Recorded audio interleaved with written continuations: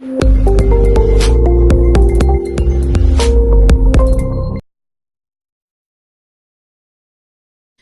Everyone, greetings from doctor Rashmi homeopathy. आज की इस वीडियो में हम बात करने वाले हैं एक बहुत इंपॉर्टेंट दवा जो सर्दियों के मौसम में बहुत ज़्यादा उपयोगी हो जाती है। इसका नाम है एलियम सीपा। आप सब लोग जो होम्योपैथिक मेडिसिन को लेते हैं ज़रूर इस मेडिसिन को लिया होगा और इसके बेनिफिट्स के बारे में जानकारी होगी। आज मैं पूरी डिटेल में बताने वाली हूँ कि एलियम सीपा एक छोटी सी दवा जो आप अपने घर में रख कर के बहुत सारी तकलीफ़ों से बच सकते हैं, स्पेशली जिनके घर में छोटे बच्चे हैं या जिन लोगों के घर में बार बार सांस संबंधी परेशानियाँ हो सकती हैं, सर्दी ज़ुकाम हो जाती हैं, उन लोगों को ये दवा अपने घर में ज़रूर रखना चाहिए। तो आज हम बात करेंगे एलियम सीपा के बारे में। Allium cepa again plant kingdom से आने वाली एक बहुत इंपॉर्टेंट दवा है जो कि आती है फैमिली लिलिएसी से। ये जो हमारे घरों में प्याज यूज़ होती है उससे बनाई जाने वाली एक बहुत इंपॉर्टेंट दवा है। और जो प्याज का बल्ब होता है, यानी जो प्याज होता है, हरा प्याज के निकले जो रेड कलर के बल्ब्स होते हैं, उससे ही इसका मदर टिंचर रेडी किया जाता है। इसको डॉक्टर हेरिंग ने होम्योपैथिकली इसको प्रूव किया था और इसको एग्जिस्टेंस में ले आए थे। ऑर्डिनरली अगर हम देखें तो इसका कोई बहुत ज़्यादा मेडिसिनल वैल्यू नहीं है, लेकिन जब होम्योपैथी में इस दवा को प्रिपेयर किया जाता है, होम्योपैथिकली इसको प्रिपेयर किया जाता है, पोटेंटाइज किया जाता है, तो बहुत ही इंपॉर्टेंट इसके बेनिफिट्स देखने को मिलते हैं। ऑल्दो बहुत ही अक्यूट दवा है, यानी सिम्टम्स तुरंत डिवेलप हुए और तुरंत आपको ये प्रॉब्लम शुरू हो गई और बहुत पुराना केस नहीं होता है, तो उसमें ये दवा बहुत अच्छा काम करती है। अगर हम बात करें कि ये दवा का एक्शन कहाँ कहाँ रहता है, तो इस दवा का मेन एक्शन रहता है आपके म्यूकस मेम्ब्रेन पर, यानी जैसे नाक के अंदर का जो हिस्सा है, जो आँख है आपकी, उस पर, और आपके गले के अंदर और आपके पेट के अंदर जितने भी म्यूकस मेम्ब्रेन्स हैं, उनको जो कटारल स्टेज आ जाती है, यानी कि उसमें से अगर डिस्चार्ज अगर होने लग जाता है, तब ये दवा बहुत इंपॉर्टेंट है। यूजुअली क्या होता है कि बच्चों को सर्दी जुकाम होते ही सबसे पहले हम डॉक्टर के पास ले जाकर के कोई ना कोई एंटीबायोटिक वगैरह दिला देते हैं। ऑल्दो एंटीबायोटिक की ज़रूरत नहीं होती है, हो सकता है सिर्फ वायरल इन्फेक्शन हुआ हो, फ्लू हुआ हो, लेकिन फिर भी एंटीबायोटिक का कोर्स कर देते हैं, वो आपकी इम्यूनिटी को दबा देता है, सिम्टम्स में आप बेटर हो जाते हैं। और बच्चे की इम्यूनिटी दबते दबते एक समय ऐसा जाता है कि वो छोटी मोटी बीमारियों को रोक भी नहीं पाता है और हर प्रॉब्लम उसको लग जाती है। तो एंटीबायोटिक्स देने से अच्छा है कि इस दवा का प्रयोग करें। सिम्टम्स हम जान लेते हैं कि किन किन सिम्टम्स में और क्या क्या देख करके आपको इस दवा को यूज़ करना है। सबसे पहले ये जो दवा है इसके लिए बहुत ज़्यादा डिटेल में जाने की ज़रूरत नहीं है, क्योंकि ये कॉन्स्टिट्यूशनल दवा नहीं है। ये एक सिंपल सिम्टोमेटिक दवा की तरह इसको प्रयोग किया जाता है। ये एक एक्यूट रेमेडी है। दूसरी इंपॉर्टेंट चीज़ है कि ये जो दवा होती है ऐसे लोगों को बहुत अच्छा सूट करती है जिनको जो तकलीफ़ें हैं वो खुली हवा में तो बेटर हैं, लेकिन जैसे ही गर्म कमरे में आते हैं या कमरे में आते हैं, उनको छींकें शुरू हो जाती हैं। मेन इसका इंडिकेशन ये है कि जितने भी सिम्टम्स होते हैं ज़्यादातर जैसे लेफ़्ट साइड से राइट साइड की तरफ जाते हैं, तो जो भी सिम्टम्स होते हैं पहले उसको लेफ़्ट साइड में तकलीफ़ होगी, यानी बाईं आँख में उसको इरिटेशन होगी, जो बायां नॉस्ट्रिल होता है उससे डिस्चार्ज होना शुरू होगा और धीरे धीरे करके दाहिनी तरफ आ जाएगा। दूसरी इंपॉर्टेंट चीज़ ये है कि इसमें जो डिस्चार्जेस होते हैं आँखों से और नाक से, दोनों से बहुत ज़्यादा होते हैं। जो नाक से पानी आता है बहुत ज़्यादा क्वांटिटी में होता है और काफ़ी ज़्यादा इरिटेटिंग होता है। बच्चा अपनी नाक को ऐसे से साफ करता रहता है, बहुत ज़्यादा उसमें से डिस्चार्ज निकलता है। आँखों के अंदर भी डिस्चार्ज होता है, लेकिन जो आँखों का डिस्चार्ज होता है वो नाक के जैसा जलता नहीं है। नाक का डिस्चार्ज बहुत जलने जैसा लगता है, खुजली जैसा महसूस होता है, लेकिन जो आँखों से डिस्चार्ज होता है मात्रा में तो होता है, लेकिन उतनी ज़्यादा परेशानी नहीं करता है, खुजली जैसा नहीं महसूस होता है। इसके बावजूद अगर बच्चा आपको लगे कि बार बार अपने हाथों से अपनी आँखों को मसल रहा है, रब कर रहा है, तभी भी ये इंपॉर्टेंट इंडिकेशन हो जाता है कि आप एलियम सीपा दे सकते हैं। तो एलियम सीपा को स्टार्टिंग में अगर आपको ज़ुकाम के सिम्टम्स दिख रहे हैं, बच्चा सिम्टम्स शो कर रहा है कि 2-4 छींकों के बाद नाक से पानी चलने लग गया, आँखों में भी लाली आ गई है, तो आप इस दवा को दे सकते हैं। दूसरी इंपॉर्टेंट चीज़ ये है कि बच्चे या बड़े जिनको भी ये तकलीफ होती है, उनको ये डिस्चार्ज के साथ में सिर दर्द बना रहता है, और सिर दर्द अगेन जब खुली हवा में टहलते हैं तो थोड़ा बेहतर महसूस करते हैं। इसके अलावा एक बहुत इंपॉर्टेंट इंडिकेशन एलियम सीपा का होता है न्यूराइटिस के केस में। अब न्यूराइटिस का मतलब ये हुआ कि नर्व लाइक पेन। एक बहुत इंटरेस्टिंग एक एपिसोड याद आ रहा है मुझे, जब हम कॉलेज में होते थे तो ये जो एलियम सीपा नाम की जो दवा है इसको सबसे पहले हमें एकोनाइट पढ़ाई जाती थी। एकोनाइट के बाद एथ्यूजा, उसके बाद 1-2 मेडिसिन ए से और थी, और उसके बाद एलियम सीपा का नंबर आ जाता था। तो फर्स्ट ईयर में जब हमारे डॉक्टर आशी हमें इस मेडिसिन को पढ़ा रही थी, तो थोड़ी देर बाद ही मुझे ऐसा लगा कि मुझे भी अपने मेरे हाथ में दर्द होने लग गया है। और मैं फटाफट से उनके पास वो ओपीडी में चली गई थी तब तक।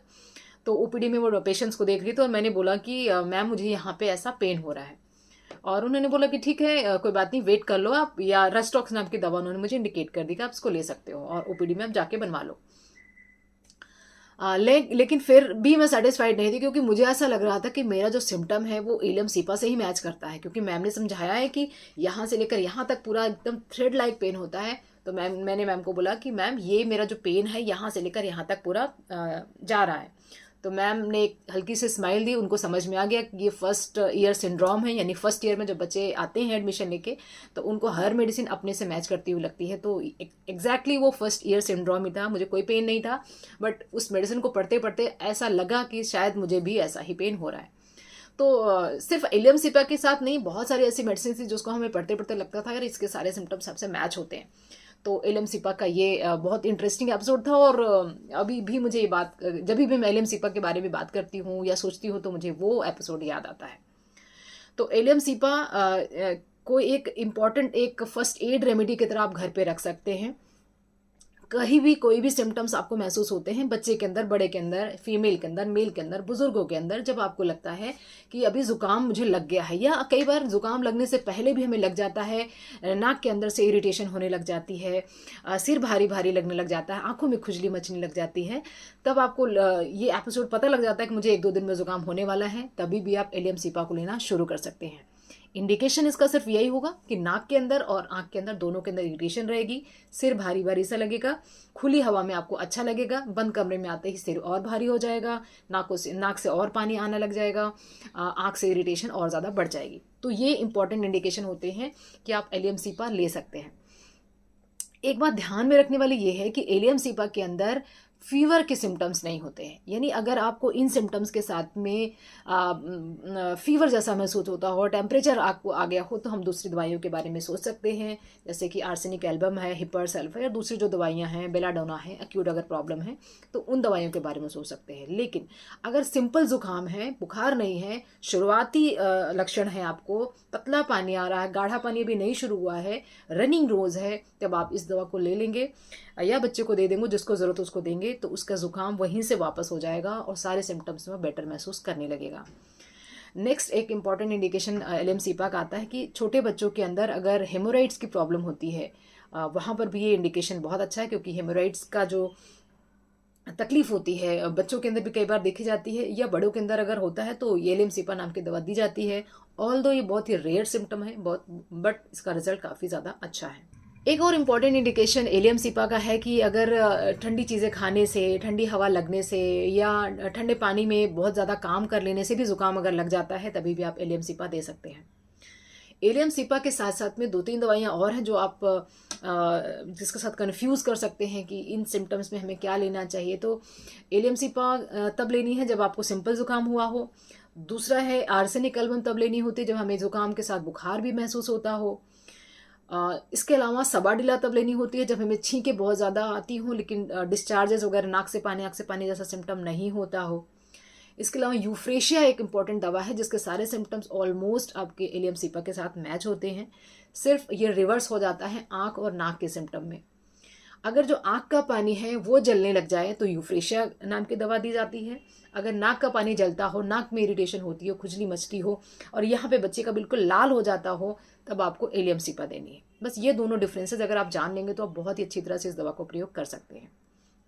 इस दवा को आपको एक ग्लोब्यूल फॉर्म में या जिस फॉर्म में आप कैरी करना चाहते हैं उसको कैरी कर सकते हैं।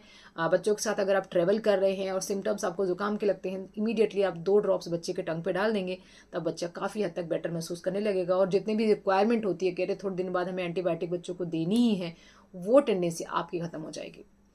तो अगर हम डोसेस की बात करें तो इसको हम ज़्यादातर 30 पावर से स्टार्ट करते हैं।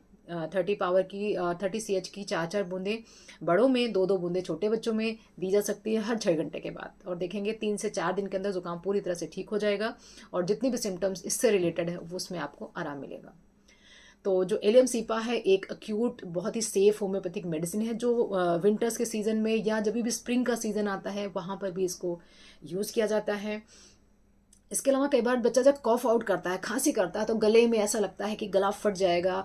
जो अक्यूट लेरिंजाइटिस का प्रॉब्लम होता है, यानी कि बहुत ज़्यादा यहाँ पे दर्द होता है सलाइवा अंदर लेने में या पानी को अंदर लेने में, उसमें भी ये दवा काम आती है।